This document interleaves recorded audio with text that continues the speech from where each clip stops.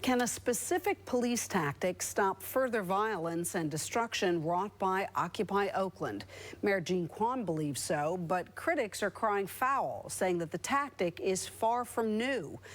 But Robert Lyles explains it has gotten a new name. Robert. Well, Dana, and those critics say that the mayor is flip-flopping, one time encouraging protesters here into the plaza, the next day forcing them out with tear gas. Well, now the doors to City Hall are chained, and that's led to a policy that was championed by Chief Batts. Only now a different name is being used by the mayor. So is that flip-flopping? Watch and decide. Mayor Quan refused yet another on-camera interview with CBS 5, perhaps due to her latest strategy on dealing with the violence and vandalism that erupted this weekend. OPD explained. Police stay-away orders is just one tool that we're implementing. We've already started that process. The stay-away order purportedly targets repeat protesters hell-bent on violence. It works by carving out a geographic territory like City Hall. If those protesters return, police can make an immediate arrest for violation of the order. Now she can call them a stay-away order, but if it walks like a duck.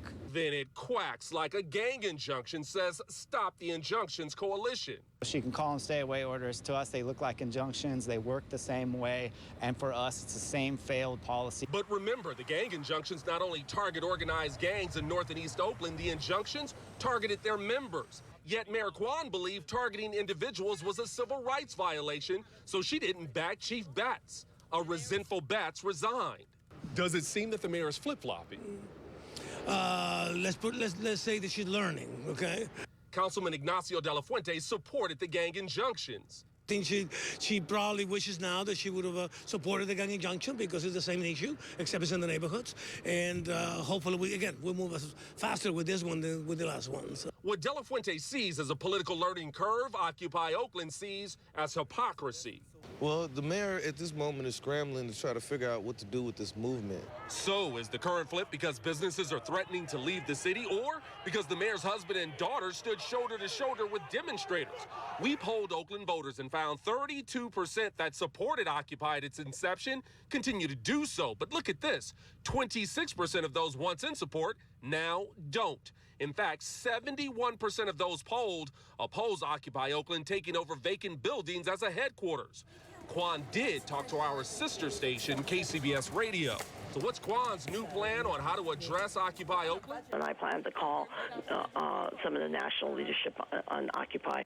She says that she wants to contact the national arm of Occupy Wall Street. She clearly has no idea how this works. This is a leaderless movement.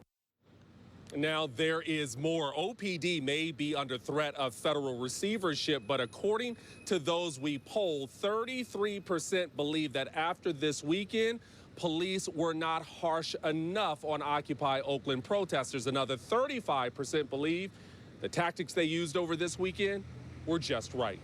Live in Oakland, I'm Robert Lyles, CBS 5.